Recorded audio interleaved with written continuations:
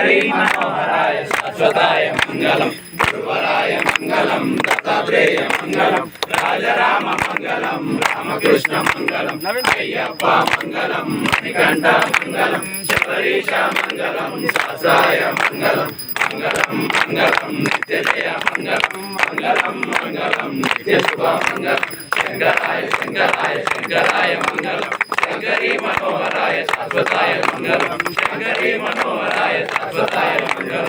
ఓం జ్యోతి స్వరూపనే శరణయ్యప్ప ఓం మకరాజో అయ్యప్ప స్వామి అయ్యప్ప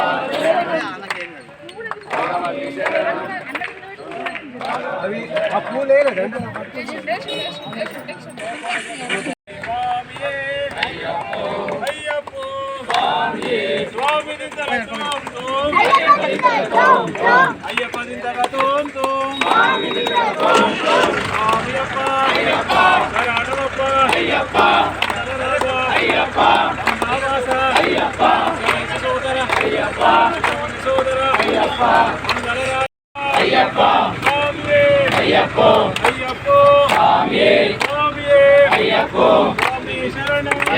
శరణం స్వామి శరణం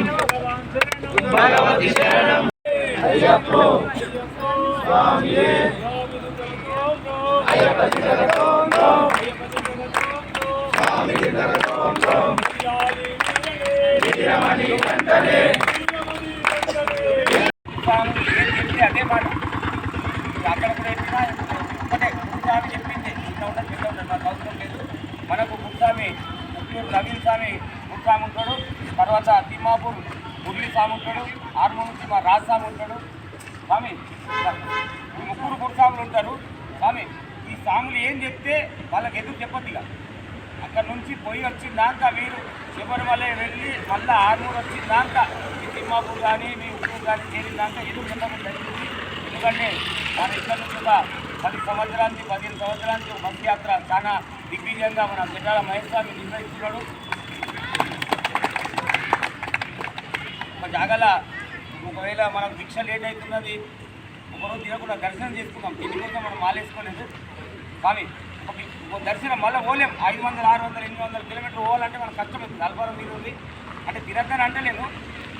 ఇల్లు ఒకవేళ టైంగా మనం దీక్ష అనుకుంటే 5 గంటలు 6 గంటలు దాంట్లో గుర్తాము చెప్తారు వాళ్ళు